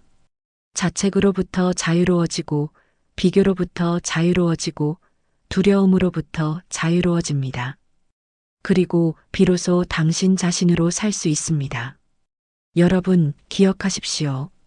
당신이 못해서가 아니라 시대가 너무 빨리 변했을 뿐입니다. 당신이 부족한 게 아니라 세상이 너무 가혹했을 뿐입니다. 당신이 잘못한 게 아니라 상황이 어려웠을 뿐입니다. 당신은 그 모든 것을 통과하며 여기까지 왔습니다. 그것만으로도 충분히 훌륭합니다. 그것만으로도 충분히 자랑스럽습니다. 그것만으로도 충분히 아름답습니다. 지난 70년, 80년을 돌아보십시오. 그 긴 여정을 걸어온 자기 자신을 보십시오. 힘들었던 순간들, 슬펐던 순간들, 외로웠던 순간들, 그 모든 순간을 견뎌낸 자기 자신을 보십시오. 그리고 자기 자신에게 말하십시오. 고생했어. 정말 수고했어. 잘 버텨줘서 고마워. 아무도 당신에게 이 말을 해주지 않았다면 당신 스스로 해주십시오. 당신은 그 말을 들을 자격이 있습니다. 70년, 80년을 살아온 사람이라면 누구나 그 말을 들을 자격이 있습니다. 이제 짐을 내려놓으십시오. 평생 짊어진 책임의 짐, 자책의 짐, 미안함의 짐. 이제 내려놓아도 됩니다. 충분히 지고 왔습니다. 충분히 버텼습니다. 충분히 헌신했습니다. 이제는 쉬어도 됩니다. 이제는 당신을 위해 살아도 됩니다. 이제는 편안해도 됩니다. 해가 집니다. 긴 하루가 저물어 갑니다. 당신의 인생도 저녁 무렵에 접어들었습니다. 하지만 저녁은 끝이 아닙니다. 저녁은 하루 중 가장 아름다운 시간입니다. 노을이 지고 바람이 시원해지고 모든 것이 고요해집니다. 당신의 인생도 그렇습니다. 이제는 아름다운 저녁을 맞이할 시간입니다. 더 이상 달리지 않아도 됩니다. 더 이상 증명하지 않아도 됩니다. 더 이상 완벽하지 않아도 됩니다. 그냥 존재하십시오. 그냥 숨 쉬십시오. 그냥 느끼십시오. 그것으로 충분합니다. 당신은 충분합니다. 당신의 삶은 충분히 의미 있었습니다. 당신의 존재는 충분히 가치 있습니다. 당신의 지금은 충분히 아름답습니다. 여러분께 마지막으로 전하고 싶은 말이 있습니다. 당신을 사랑하십시오. 당신을 존중하십시오. 당신을 용서하십시오. 그리고 매일 아침 눈을 뜰 때마다 자기 자신에게 말하십시오. 오늘도 나는 충분하다. 오늘도 나는 가치 있다. 오늘도 나는 아름답다. 이 말을 믿으십시오. 왜냐하면 이것은 진실이니까요. 당신은 정말로 충분합니다. 당신은 정말로 가치 있습니다. 당신은 정말로 아름답습니다. 잊지 마십시오. 당신이 못해서가 아니라 시대가 너무 빨리 변했을 뿐입니다. 당신은 실패한 게 아니라 훌륭하게 살아냈습니다. 당신은 부족한 게 아니라 이미 충분합니다. 긴 시간 함께 해주셔서 감사합니다. 오늘 이 말들이 여러분의 마음에 작은 위로가 되기를 바랍니다. 그리고 오늘 밤 편안하게 잠드시기를 바랍니다. 자책하지 마시고 자기 자신을 따뜻하게 안아주시기를 바랍니다. 여러분은 충분히 잘 살아오셨습니다. 오늘도 당신은 충분합니다.